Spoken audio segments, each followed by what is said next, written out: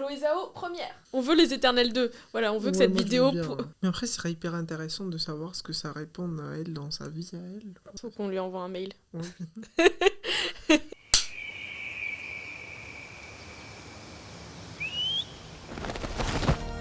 What do you see?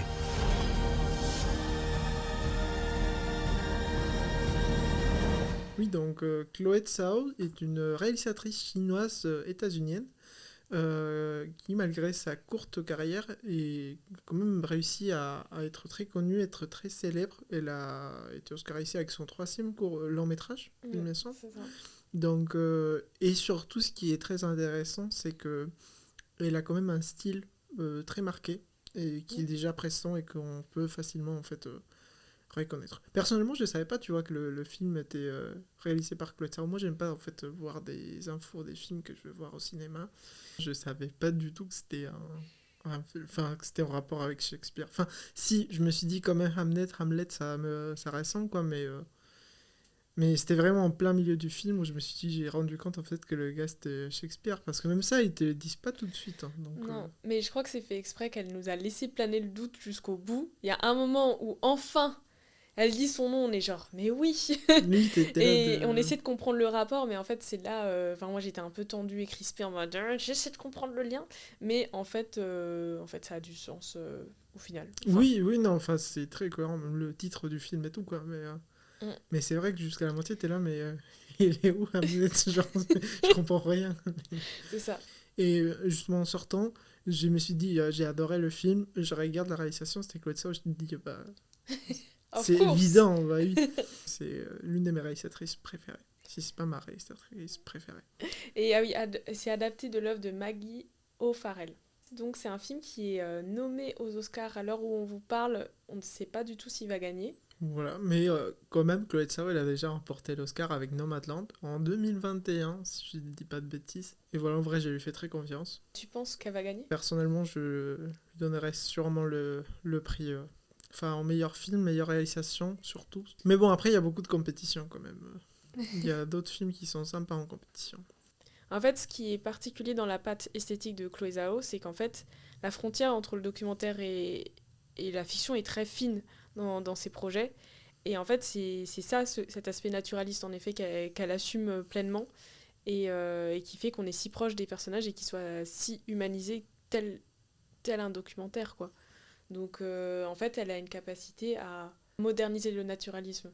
C'est-à-dire que ces rythmes, ils sont pas, c'est pas du contemplatif, enfin soporifique, où on s'endort. Au contraire, ça reste une production quand même hollywoodienne, assez marquée, avec beaucoup de budget, des grosses caméras, etc. Mais où on magnifie quand même les paysages et on s'endort pas, quoi. Bon, moi, je me suis quand même endormi en Nomadland. Oui, oui, Au cinéma. moi aussi, mais ça, Nomadland, il est à part, il est à part, il est à part. Mais en tout cas, en fait, c'est vraiment une sorte de réalisatrice documentaire refoulée, Il me finalement. semble que pour Nomadland, c'était pareil, en fait. Tous Mm. les communautés de nomades qu'on voit dans le film, en fait, c'est des vraies personnes qui habitent, en fait, comme ça. Enfin, pas l'actrice principale, mais on voit quand même des vrais décors, ce qui fait que c'est réel, en fait. C'est une démarche documentariste. Parfois, en gros, et là c'est ce qu'on verra aussi dans le film d'Amnet, où elle questionne qu'est-ce que c'est qu'une fiction. Justement, c'est qu'en fait, la réalité, parfois, peut être artificielle et pourtant réelle. Ça, c'est vraiment tout l'art du cinéma en général, mais elle pose vraiment cette question parce que, en refilmant des personnes qui parlent de leur vraie vie, ça ne perd pas d'authenticité, ça ne perd pas de naturel ou comment dire, de force au récit, en fait, et à la réalité. Par exemple, même nous, au quotidien, quand on vit des choses fortes dans notre vie, le fait de s'en rappeler ou de revivre, ça aide justement peut-être à dépasser quelque chose, à comprendre ce qui nous est arrivé. Elle a été très maline, au contraire, au lieu de filmer les choses en direct tout le temps, c'est même on fait un petit replay sur ce qu'on a vécu avant, en mettant une mise en scène, en ayant du recul sur ce qu'on a vécu, et en fait, le récit il peut être encore plus poignant, quoi. J'aurais tendance à dire qu'il y a des séquences des films des Chloé Zhao qui sont de fiction, qui sont quand même beaucoup plus réalistes et moins mises en scène que des films de Flaherty qui sont des documentaires, enfin, sont pris en compte comme documentaires. Donc c'est quand même une démarche, une volonté qui est définie et qui a un impact énorme dans l'esthétique qu'ils prennent ces films. et dans la façon dont ces histoires sont racontées. Et la forcer les équipes des Marvel qui ne sortent jamais de leur studio à aller quand même tourner dans une plage avec toutes les contraintes que ça implique, c'était une expérience. Et c'est juste parce que pour elle, c'est le vrai décor qu'il faut montrer en fait. Pour moi, c'est un choix qui va plus loin que ça en fait parce qu'elle donne une grande importance au décor et à la nature. Pour moi, ça, c'est une démarche qui part vers ce qu'on appelle la géopoétique en fait. Donc c'est un concept un peu difficile à définir, mais dans ces cas, c'est l'idée que euh, la nature, on va pas juste la filmer et la représenter, mais la laisser parler, la laisser agir. Vraiment, ça devient un corps à part entière qui vient interagir avec les personnages. Et on le voit dans plusieurs, dans tous les films, notamment dans Hamnet, par exemple les séquences de l'accouchement ou les séquences qui se passent dans la nature en général. Et c'est clair que la nature, elle vient jouer vraiment un rôle et elle participe en fait de l'accouchement, elle Mm. participe de la vie des enfants qui sont en train de grandir, de la vie de cette famille en fait, dans tous les aspects. Elle participe à la rencontre de ces deux personnages. Et c'est pareil dans d'autres films en fait.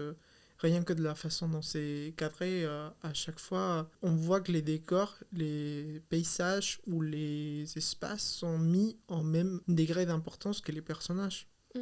Et ça dit beaucoup en fait de sa façon de penser, mais aussi des sujets dont les films traitent. Et c'est ça parce que même dans Hamnet, ce qui est fou, c'est que le personnage principal, donc Agnès, elle est animiste. Donc clairement, elle est vraiment liée aux croyances liées à la nature, comme quoi la nature, enfin que le Dieu est partout et notamment dans la terre, dans l'eau, etc.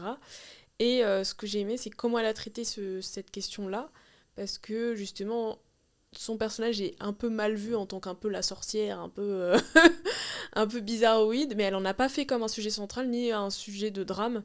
En fait, c'était juste une caractéristique parmi d'autres, mais qui la définissait pas totalement. C'était une de ses croyances, tout comme on peut être musulman, catholique ou que sais-je encore. C'était une croyance parmi d'autres, avec ses aléas certes, mais en fait, c'était un rapport assez neutre, sans en diaboliser ces pratiques-là, ni les encenser en mode ouais, c'est la révolution sur Terre, juste ça fait partie de son personnage, et à la fois, en effet, c'est proche de sa manière de filmer, au final. Et c'est ce rapport finalement à la nature, ça a un impact, c'est un enjeu dans le film, dans la narration. Mm. C'est le même cas dans Nomadland par exemple. En fait, au final, c'est les espaces un peu qui déterminent en fait l'histoire. Et aussi, j'avais entendu une interview de Chloé Zhao où elle disait que dans les premiers films qu'elle a filmés, justement, où elle parlait d'une communauté liée de cow-boys, etc., elle jalousait un peu le fait qu'ils étaient si emprunts, si ancrés de leur territoire, malgré les difficultés qu'ils rencontrent. Alors que elle, justement, elle, sans doute, je suppose, liée à ses origines, à la fois, elle se sent en effet très États-Unis, elle a grandi aux États-Unis, mais elle a des origines étrangères. Et justement, ça émane dans son corps, ça émane dans sa sensibilité. Et justement, elle est forcément un peu perdue entre deux cultures. Et justement, il y a cette tension qu'on voit dans ces films entre des personnages qui sont sédentaires, mais à la fois des personnages qui sont en mouvement de par leur désir ou leurs difficultés, où ils n'ont pas le choix d'être en mouvement, en fait. Oui, oui, non, ça se voit en fait dans la façon dont. Enfin, toujours quand je vois ces films, j'ai l'impression que l'espace, en fait, la Terre, c'est un truc. Il n'y a pas vraiment un endroit, un foyer, un espace où on va rester. Et pas que dans Nomadland, ça se voit dans Eternals aussi, où vraiment, ces personnages en tout cas, ils ont visiblement envie en fait de partir, de se déplacer, d'être constamment en mouvement, comme c'est le cas du coup, de personnage de William dans Hamnet. Mais, euh, mais ça n'empêche que il y a une tension du coup qui s'est créée, comme tu dis, avec le sédentarisme, avec justement les communautés, la famille, les liens qui vont se tisser avec les personnes. Et comment aussi les familles, à la fois, elles sont mouvantes. C'est-à-dire, il n'y a pas une famille juste classique. Et même la famille classique, on voit à quel point c'est compliqué, comme dans Hamnet, où justement, ça fait, on va dire, un peu le cliché, la femme, le mari et les beaux enfants. Et en fait, même là, il y a une tension, il y a la peur de la perte aussi de ses enfants. Et donc, en fait, dans tous ces films, même Les Éternels, comme tu dis, il y a cette notion de famille en mouvement qui se sépare et se retrouve. Oui, et Donc, ça devient un choix en fait de appartenir à une communauté, parce que même en Hamnet, même si ça devient une famille nucléaire, au départ ce n'était pas le cas, et même les parents ils n'étaient pas forcément d'accord, tu vois.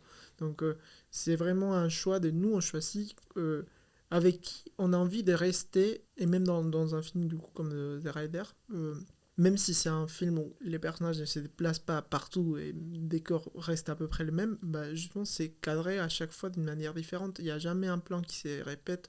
Ça fait que les décors ils sont pas perçus de la même manière et on a quand même cette impression que c'est juste des corps en fait en mouvement qui se déplacent dans un espace qui est toujours changeant. Euh, voilà. oui, c'est ça. Et ça montre l'aspect très humain de chaque personne, chaque personnage, parce que on n'est pas juste un personnage, enfin dans notre quotidien on n'est pas juste toujours la même personne, on a plein de facettes et notre famille reflète justement des facettes de nous à la fois contradictoires, donc elle montre bien comment une personne, comment elle évolue, comment elle bouge Bon, il a envie de bouger et ouais. peut-être les difficultés justement que tu peux comme en The Rider à te retrouver pour te mobiliser comme t'as envie en fait. Oui, même Et quand c'est un acquis au final. Par exemple, le cow-boy qui a toujours grandi avec sa famille et que c'est vraiment. Ils ont une culture très forte et voilà, c'est un foyer. Il y a toujours ce choix est-ce que je quitte ou pas cette famille et comment je la retrouve en étant moi-même, en étant libre, en étant un individu à part entière dans ma famille. Ou dans Les Éternels où au final c'est une famille à leur manière où chacun est différent, chacun a ses propres pouvoirs et même ils sont partout dans le globe, mais quand même il y a une unité. Et c'est tout à fait humain en fait, c'est un côté humain qu'on arrive à voir. On veut les Éternels 2. Voilà, on veut que Ouais, cette moi je veux vidéo bien. Hein. serve à la pétition pour qu'il y ait les Éternels 2. Et C'est peut-être oui, l'un de mes Marvel préférés, peut-être mon Marvel préféré en vrai. je comprends. Ben moi aussi, mais je suis moins érudit que toi pour en parler, mais moi j'ai adoré. Enfin, je trouvais ça magnifique, hein, comme Marvel. De dire même les effets spéciaux, les petits détails là, tout fin, tout beau là, t'as envie de dire mais c'est ça, enfin un truc pas de bourrin et beau et à la fois il y a de l'action et non, enfin on peut, voilà, on n'est pas des bouchers quoi. Merde. Ça veut pas dire qu'on fait un film sur les super-héros, qu'on doit faire ça de manière grossière. Hein. Ouais. Non, et puis il y a beaucoup de choses, quoi. Enfin, la représentation des autres cultures, des différentes époques. Mm, Euh, T'as pas forcément très souvent dans la représentation en cinéma les colonialismes d'une façon. Enfin, du point de vue vraiment des peuples colonisés. mm, mm. C'est. Oui, c'est vrai que dans un blockbuster, c'est rare aussi, quoi. En fait, ce qui est génial dans sa filmographie en général, c'est qu'elle a sa patte, mais elle a testé plein de genres différents en les respectant quand même. Ça reste un film de super-héros où il y a de la baston, ça c'est sûr. Enfin, à chaque fois, elle respecte le genre qu'elle emprunte. Et à la fois, par exemple, elle a rendu plus films d'auteur, les films de super-héros, et à l'inverse, des films de documentaire ou de littérature shakespearienne, etc. Là, elle les a rendus plus populaires. Et là, on voit à quel point elle est précise et épurée et mature. C'est qu'elle pose à chaque fois une question fondamentale très forte. Et qu'on comprend vite. Enfin, il n'y a pas besoin d'être un érudit du cinéma pour la comprendre et se questionner en même temps que les personnages. La problématique est posée et de manière visuelle et sonore, c'est-à-dire que c'est pas juste un dialogue qui va dire tiens, je me pose cette question-là. Non, c'est vraiment amené en termes d'image et de son. Donc, dans The Rider, il y a la question de quel est le rôle de nos passions dans nos vies, justement. Dans Les Éternels, il y a la question de qu'est-ce que c'est être un héros. Elle pose vraiment cette question philosophique. Quel est le rôle du héros dans la société, dans nos imaginaires, etc. Dans Nomadland, pour moi, c'est un peu à part parce que pour moi, c'est un peu un film que je dirais plus sociologique que psychologique. Et donc, là, elle pose la question plus de quel est le rôle peut-être d'un pays pour aider à ce que les gens soient pas trop dans la misère. Mais, Oui, ou et alors, il y a aussi, des choses qui m'ont je échappé. pense qu'elle pose des questions beaucoup sur nos rapports à nos racines, nos foyers. Hmm. Enfin, c'est peut-être se Quel est le rôle du détacher de foyer? ça, Ouais. à quel point on est dépendant au final de ça pour faire notre vie. En fait, au final, peut-être on n'a pas le Mm, matériel, mm. c'est du matériel, quoi. Enfin, non, c'est. C'est ça. Ben, merci Juan, parce que justement, c'est le seul film où j'avais pas réussi à trouver la question centrale aussi facilement. Bon, je tiens à dire que je m'endormais un peu devant.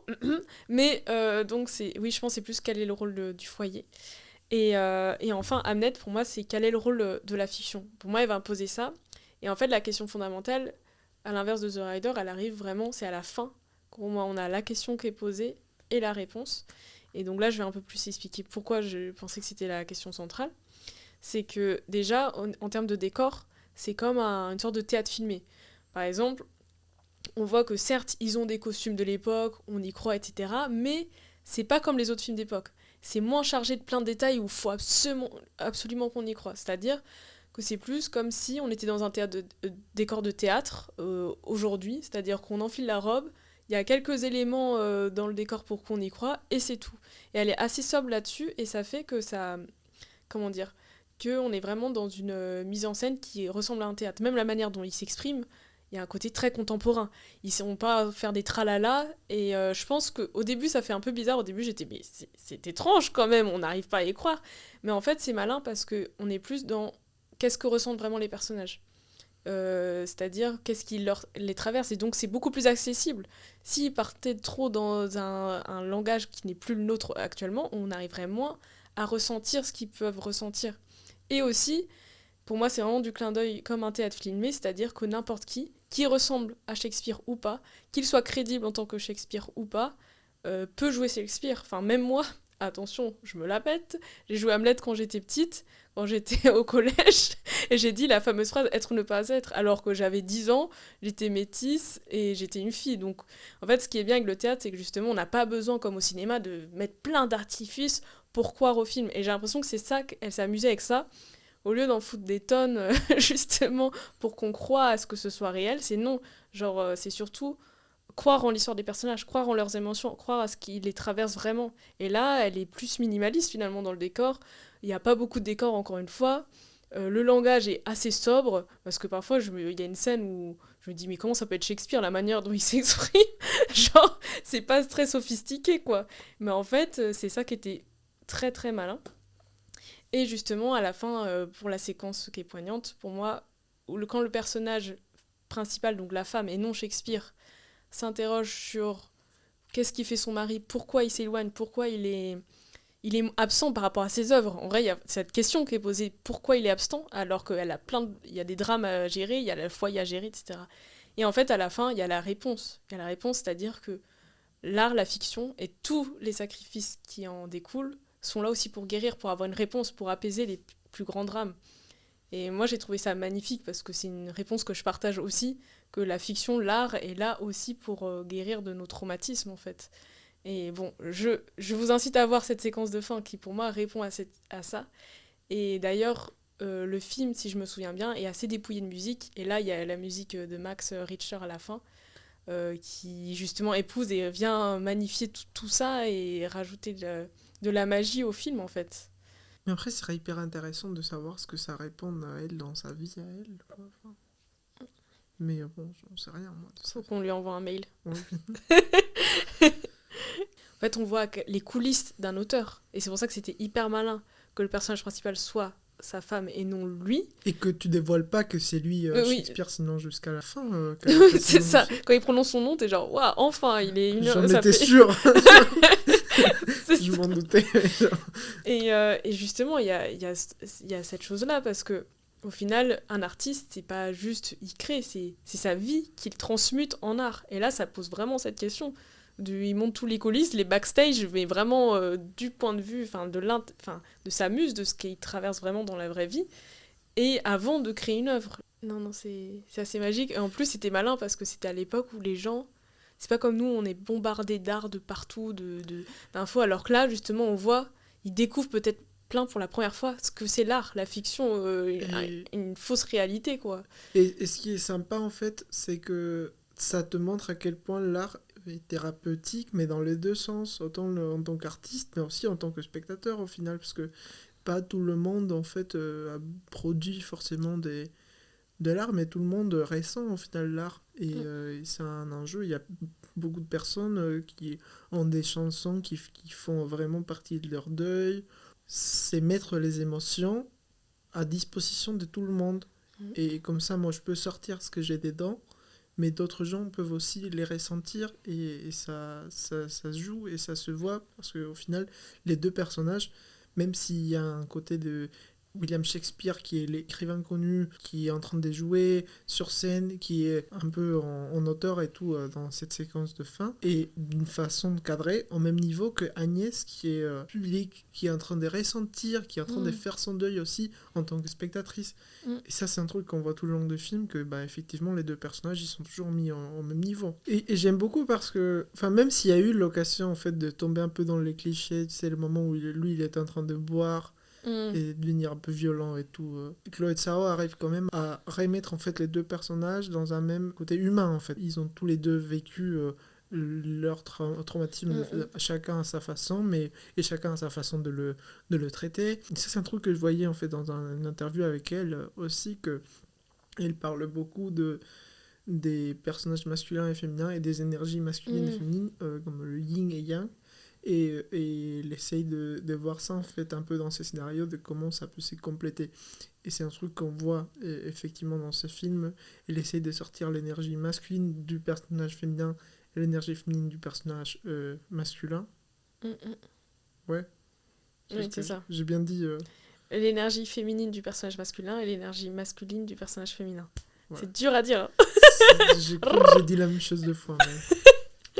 Et en effet, c'est ce qu'on voit en fait. On a souvent, même dans les films comme The Rider ou Nomadland, qui sont des films où on a un seul personnage principal, on a quand même l'autre énergie qui ressort un peu. Et je trouve que ça fait que ces personnages, on les voit pas comme des clichés, mais comme des humains.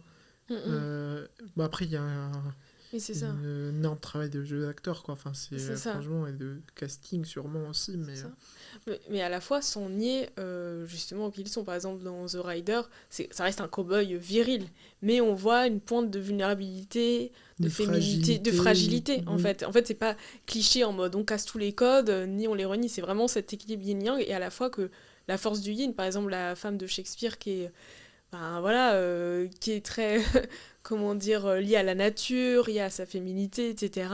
Mais à la fois, c'est la force, quoi. Elle est forte là-dedans. C'est pas juste je suis une pauvre femme fragile. Et d'ailleurs, moi, ce que j'ai beaucoup aimé, c'est la séquence de l'accouchement. Et justement, je suis genre, mais pourquoi on voit pas assez de films où il y a des séquences d'accouchement? Enfin, bon, ça, c'est peut-être parce qu'il n'y a pas assez de femmes réalisatrices. Et là, c'est parce qu'en général, j'avoue, j'ai du mal à trouver des femmes réalisatrices qui font des mauvais films. Mais en tout cas, voir une séquence d'accouchement, c'est génial, et fait par une femme. Parce que là, excusez-moi, la dernière séquence d'accouchement que j'ai vue au cinéma, c'était James Cameron dans Avatar 3. Et c'était une scène d'accouchement tellement ridicule, qui vraiment avec une ellipse ridicule, sans force, sans émotion, sans rien. Tu te dis, non mais c'est terrible. C'est quand même le cœur de notre du monde, genre l'accouchement, et c'est si peu représenté, si peu filmé. Et là, une des manières dont elle a réussi à le filmer était brillante, quoi. À la fois dans la peur et à la fois dans la libération, la joie, etc. Mais oui, elle disait que c'était un peu sa façon, en fait, justement, de combattre ce male gaze, qui est un sujet à part entière à traiter. Mais en tout cas, c'est un truc qu'on voit aussi, tu vois, dans le film des Éternels, au final, parce que c'est justement pour ce film-là qu'elle faisait l'interview, parce qu'elle disait que on a la figure du coup masculine du classique Superman, mais qui est complètement... Bon, d'un côté, il est méchant, donc ça, il y a ça, mais il est fragile, il pleure, il perd un peu ses pouvoirs, et justement, t'as la force féminine qui vient prendre le relais dans le personnage principal, en fait. C'est ça. Et c'est grâce à un dialogue entre eux qu'ils avancent. En fait, c'est pas juste l'homme tout seul et la femme tout seul, etc. C'est comment ils dialoguent entre eux, comment ils s'équilibrent, comment ils se comprennent, et comment l'un peut révéler l'autre, en fait. Comment ils se complètent. Et ça de manière pas du tout cliché. Et ça c'est... Et à la fois proche de certaines natures, quoi. Peut-être pour ça que les gens n'ont pas aimé Les Éternels, je sais pas. Oui, c'est ça. Ouais, Chloé Zhao est incroyable, mais il y a un énorme travail de jeu d'acteur aussi, un putain de casting, quoi.